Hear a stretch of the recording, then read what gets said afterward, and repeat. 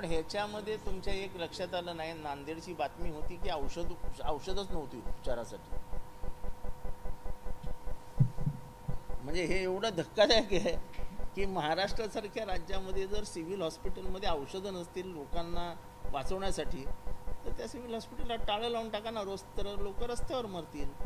हे तुमच्या हॉस्पिटलमध्ये बेडशीट नसलेल्या खाटेवरती म्हणण्यापेक्षा रस्त्यावर मेलेलं कधीही चांगलं.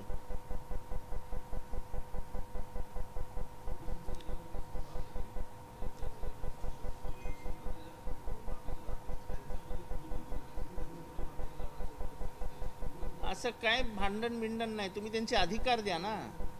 जर ओबीसींची लोकसंख्या, आता बिहारमध्ये मी ओबीसींची लोकसंख्या मोजली, बिहारमध्ये 61% लोकसंख्या आहे.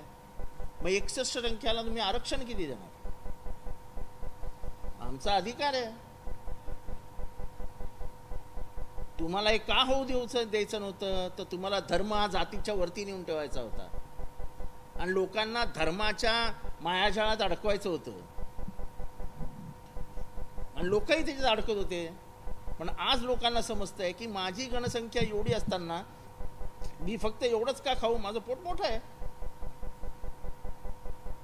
आरक्षण हा आमचा अधिकार आहे. आम्हाला शिकायचं आहे, आम्हाला मोठं व्हायचं आहे. थोडा वेळ आज हे संपू द्या ना.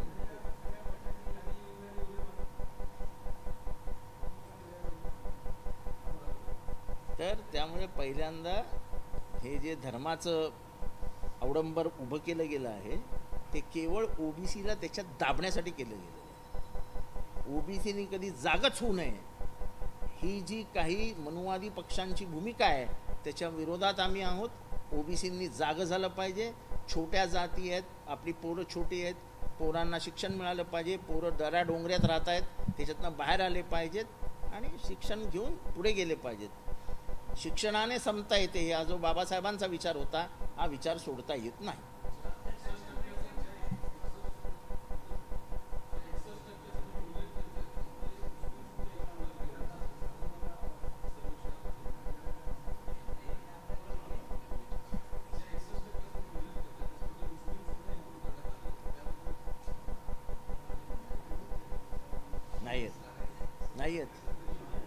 नाही आहेत 17% मुसलमानांना बाजूला ठेवले.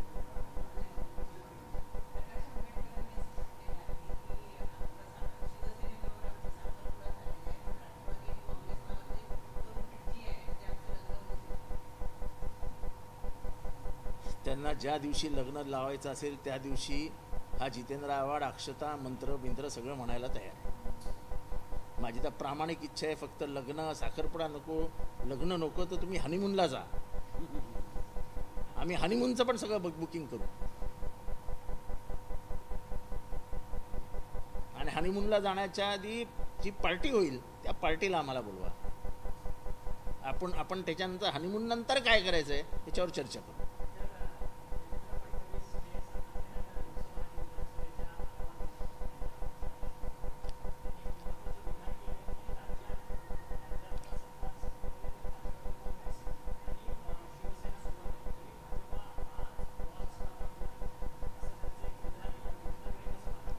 बघा, त्यांचं विधान, त्यांचा पक्ष एकत्रित राहावा. कार्यकर्त्यांमध्ये जी धुसफूस सुरू आहे की आम्ही सगळं करायचं आणि आम्हाला नंतर कोण विचारतच नाही, तर ती धुसफूस कशी शांत करायची ह्याच्यावरती ते फुंकर मारतायत.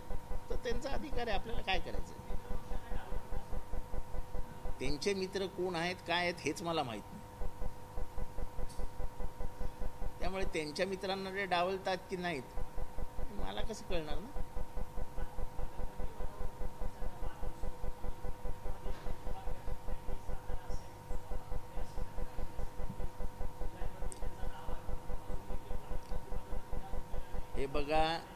हे बघा ती भारतीय जनता पार्टी आहे. ती म्हणजे शरद पवार नाहीत की कोणी रागवलं, कोणी रुसलं, कोणी थोडंसं नाराज झालं तर लगेच साहेबांनी बोलवायचं, त्याचं ऐकून घ्यायचं, मग त्याच्या मनासारखं करायचं. असं BJP करत नाही. त्यामुळे ह्या दोन पक्षांमधला बेसिक फरक ओळखून घ्यावा. आणि त्यानंतर आपली भूमिका ठरवावी प्रत्येकाने.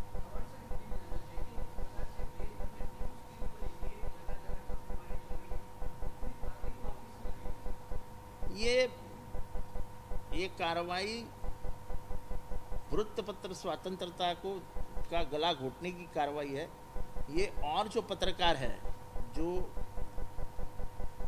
गणतंत्र के अपने अधिकार में रह के जो न्यूज़ चलाते हैं उनको डराने का काम है.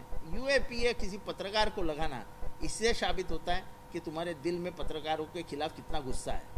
सच्चाई बाहर ही नहीं आनी चाहिए. ऐसा अगर लगता है तो फिर ऐसा नहीं हो सकता.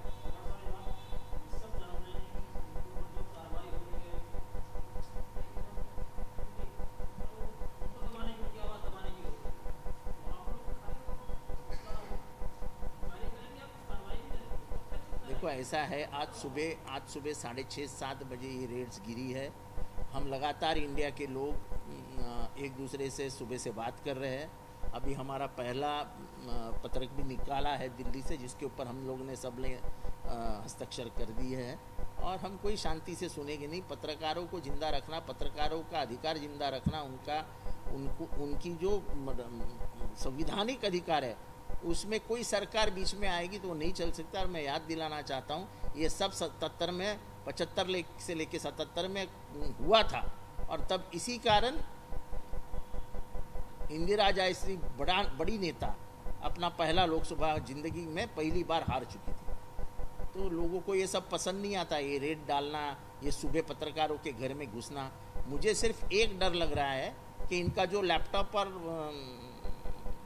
मोबाइल फ़ोन लिए गए हैं इसमें एक मैं केस उदाहरण के तौर पे दे रहा हूँ कि रोना विलियम्स नाम की एक अरेस्ट हुई थी भीमा कोरेगांव में. और उसके इसमें कुछ डॉक्यूमेंट्स मिले थे. तो जब कनाडा और अमेरिका के यूनिवर्सिटीज़ ने उसकी जांच करवाई तो उन्होंने साफ तौर पर लिखा कि ये कागज़ बाद में डाले गए. तो ये नहीं होना चाहिए ये जो पत्रकार है उनके साथ. और यूएपीए ये कोई कानून है पत्रकारों को लगाने के लिए?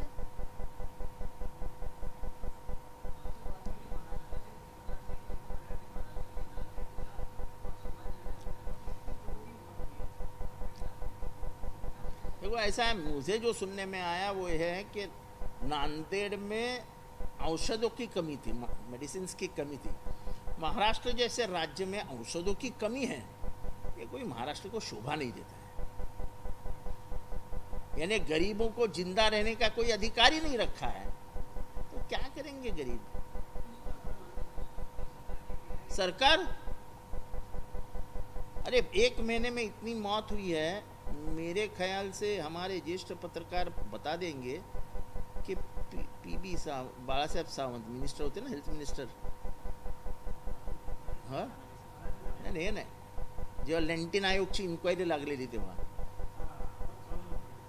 और उन्होंने इस्तीफा दे दिया था जे में, तेव्हा त्यांनी राजीनामा दिला होता. हाँ कौन इस्तीफा देता है आजकल? इतनी नीतिमत्ता रहती तो फिर वो वहां जाते ही नहीं ना. मैं तो अभी मांग कर रहा हूँ कि उन्होंने इस्तीफा देना चाहिए. मागितले ना, घेतला की तुम्ही राजीनामा द्या. पर ये कैसा है, जो होने वाला है उसमें जरा मांग करने में मजा आती है. जो होने वाला है नहीं, क्या मांग करके फायदा है?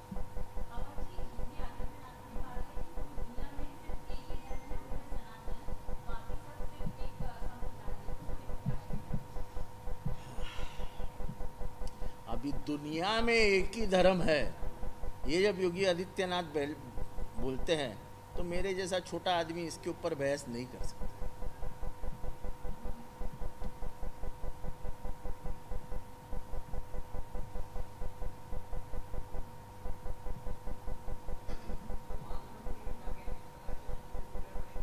ऐसा है, वागनक जो है इसका इस्तेमाल शिवाजी महाराज ने अफजल खान को मारने के लिए किया था. बाद में ये वागनक उसी खानदान में थे, उनके खानदान के ताबे में थे. और 1919 तक उसका हमको हिस्टोरिकल रेफरेंस मिलता है कि वो भारत में थे. और इसमें ये देखा जाता है कि ये ग्रैंड डफ के हाथ से ये आगे गया है। तो ग्रैंड डफ कब आया था भारत में, उसको ये किसने दिया, कोई मालूमात नहीं है। इस्तेमाल कहाँ हुआ, कोई मालूमात नहीं। और ये स्वयं जो वहाँ की जहाँ पे ये रखा है उसके लॉगबुक में जो एंट्री है, उस एंट्री में लिखते हैं कि इसका और शिवाजी महाराज और अफजल खान का कोई संबंध नहीं है। तो हमको सर चुनाव में शिवाजी महाराज की तलवार, शिवाजी महाराज की टोपी, शिवाजी क्या जीरी टोप वैसा होता, शिवाजी महाराज का चिलखत, हमको ये सब लगता है क्योंकि चुनाव में वोट मिलाने रहते ना, काम तो करने का नहीं है। फिर ऐसे मामलों में जरा थोड़ा सा भावनिक करके लोगों को वोट, और उसमें भी फंस गए।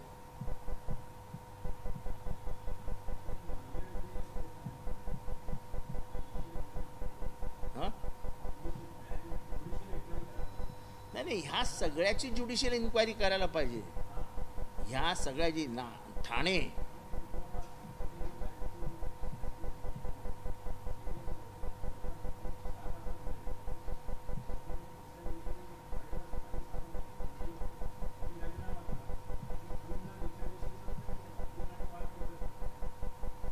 नाही नाही, मी तेच तुम्हाला सांगतो, जुनी जर उदाहरणं बघितली, हो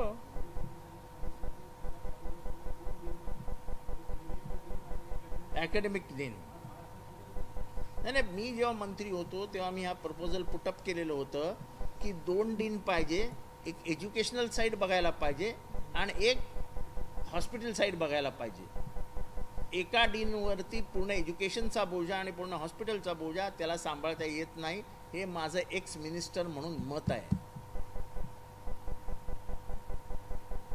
कारण का तर कित्येक वेळा टीचर्स टायमावर शिकवायला येत नाहीत, त्यांच्यावरती कुठलाही बंधन राहिलेलं नाही। मी तेव्हा सांगितलेलं की ते अंगठा मारून घ्या ना, किती वाजता आला मारा अंगठा, आणि तो अंगठ्याचं हे घ्या सेंट्रलमध्ये इथे मुंबईत आणि बघा काय होतं। पण ही लॉबी मजबूत आहे, ते काय होऊ देत नाही, आणि त्यामुळे विद्यार्थ्यांचंही नुकसान होतं, महाराष्ट्राचंही नुकसान होतं।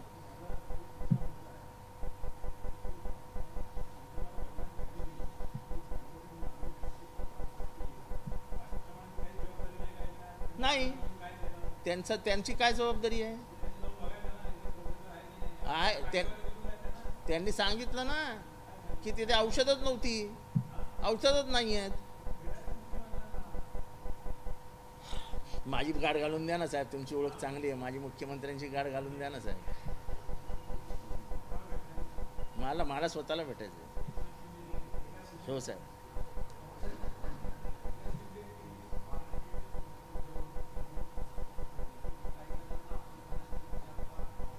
कसलं कसलं कसले अफजल खानाचे विचार? नाही नाही, आरोप केला म्हणजे ती वागणं खरं आहे असं त्यांना म्हणायचं ना। मग आम्ही तेच म्हणतो ना, आम्ही इतिहासावर बोलतो, आम्ही भावनेवर बोलत नाही ना, आम्ही भावनेवर बोलत नाही, आम्ही इतिहासावर बोलतो। आणि तुम्ही भावना लोकांच्या खेळाचा हे वागणक हे शिवाजी महाराजांनी वापरलेलीच नाही असे ऐतिहासिक पुरावे आम्ही देतो। तुम्ही द्या ऐतिहासिक पुरावे की हेच वागणक शिवाजी महाराजांनी वापरलेलं आहे। एक पुरावा द्या, माझं आव्हान आहे सगळ्यांना, तुम्ही एक पुरावा देऊन टाकवा की हे वापरले। एवढंच कशाला, बाबासाहेब पुरंदरेंचे चेले, बाबासाहेबांच्या तालमीत तयार झालेले गजानन मेहेंदळे हे स्वतःला थोर इतिहास तज्ञ समजतात। त्यांनी सांगितलं वागणका वापरलीच नाही शिवाजी महाराजांनी अफजल खानला मारायला, त्यांच्या शिवचरित्रात लिहिलेलं आहे आणि ते मी ट्विटरवर टाकलेलं आहे। तेव्हा इतिहासामध्ये काम करणारे अनेक लोक आहेत, अनेक शास्त्रज्ञ आहेत, त्यांनी हे सगळे शोधपत्रिका केले, शोध काढलेले आहेत। एखादी गोष्ट इतिहासामध्ये अशी समोर दिसली म्हणून मानता येत नाही, त्याचे स्तोत्र मानावे लागतात, त्याचे त्यावेळेसचे परिस्थितीजन्य पुरावे मागावे लागतात, त्याचे साक्षीदार पकडावे लागतात, त्या साक्षीदारांनी काय काय लिहून ठेवलं आहे ते बघावं लागतं, आणि त्याच्यानंतर अखेरीस पूर्ण अभ्यासानंतर तुम्ही निर्णयावर येता की हे असं असं आहे। तसा ह्या वाघनखांबद्दल कुठलाही पुरावा पूर्ण जगभरात कुठेही उपलब्ध नाही. हे फक्त शिवाजी महाराजांच्या नावावरती सहानुभूतीचं वातावरण तयार करायचं आणि आम्ही शिवाजी महाराजांची वाघनखं आणली आहेत असं खोटं खोटं नाटक करून एखादा % मतं वळतात का ह्याच्याकडे लक्ष द्यायचं.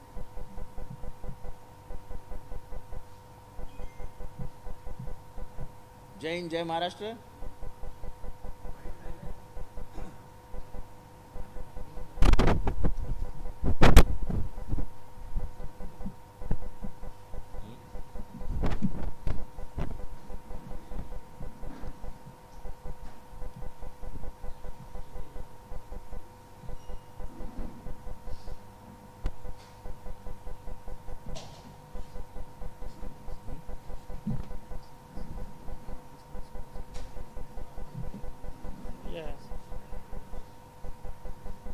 साहेब कसं आहे, त्यांना 50 खोके आमदारांना हे बंद करा रे.